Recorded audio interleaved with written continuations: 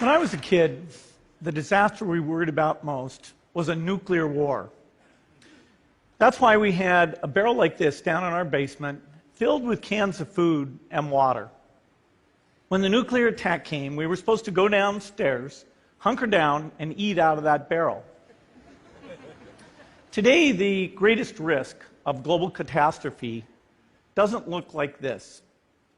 Instead, it looks like this. If anything kills over 10 million people in the next few decades, it's most likely to be a highly infectious virus rather than a war. Not missiles, but microbes. Now, part of the reason for this is that we have invested a huge amount in nuclear deterrence, but we've actually invested very little in a system to stop an epidemic.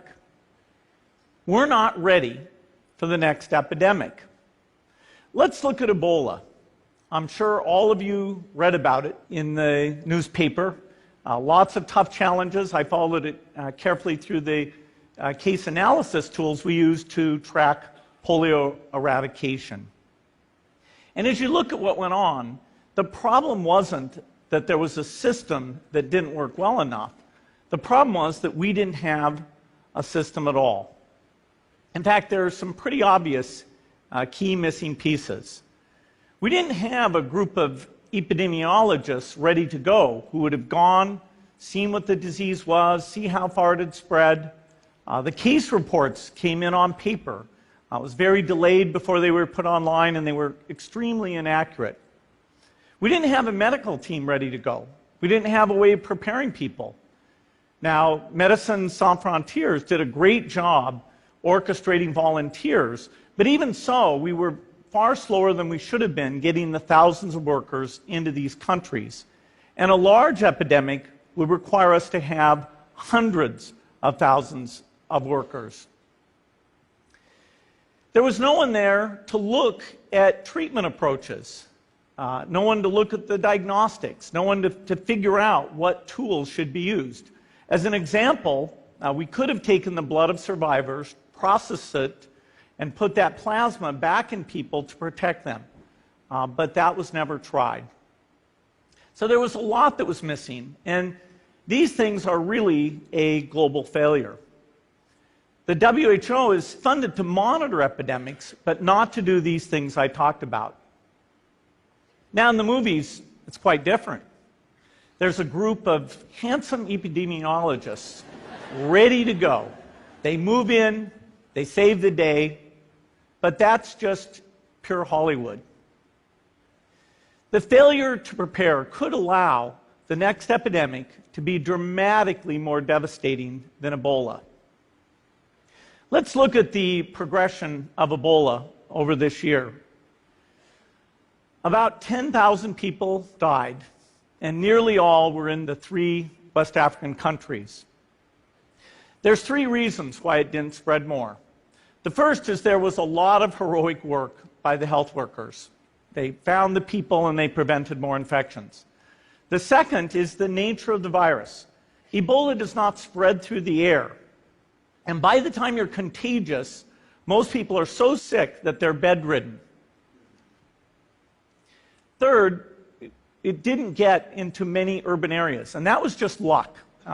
If it had gotten into a lot more urban areas, the case numbers would have been much larger. So next time, we might not be so lucky. You can have a virus where people feel well enough while they're infectious that they get on a plane or they go to a market. The source of the virus could be a natural epidemic like Ebola, or it could be bioterrorism. And so there are things that would literally make things 1,000 times worse. In fact, let's look at a model of a virus spread through the air like the Spanish flu back in 1918. So here's what would happen. It would spread throughout the world very, very quickly.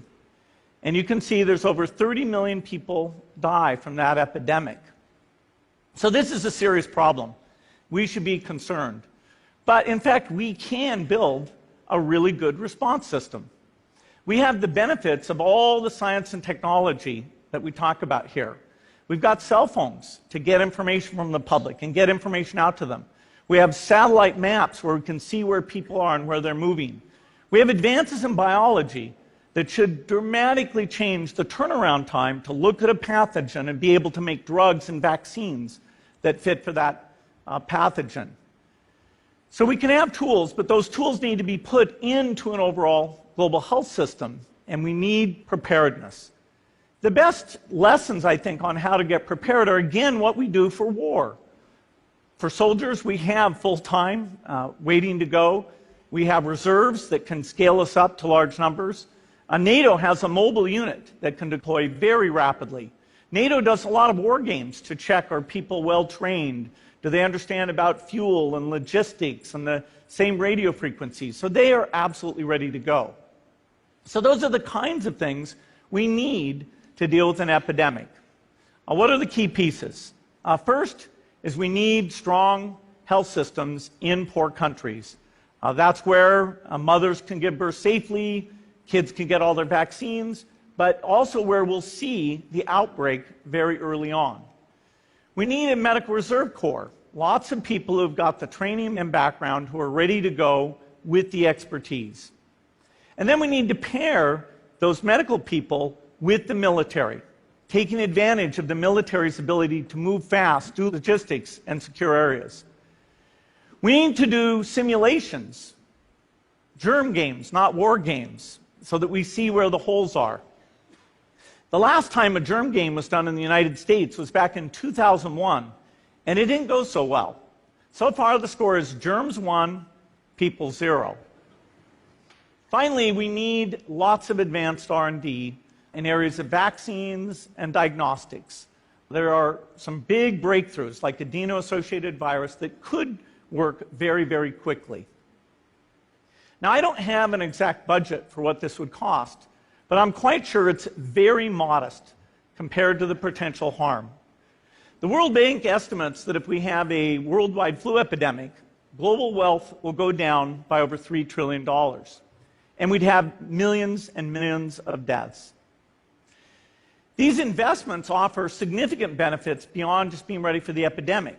The primary health care, the R&D, those things would reduce global health equity and make the world more just as well as more safe. So I think this should absolutely be a priority. There's no need to panic. We don't have to hoard cans of spaghetti or go down into the basement. But we need to get going because time is not on our side. In fact, if there's one positive thing that can come out of the Ebola epidemic, it's that it can serve as an early warning, a wake-up call to get ready. If we start now, we can be ready for the next epidemic. Thank you.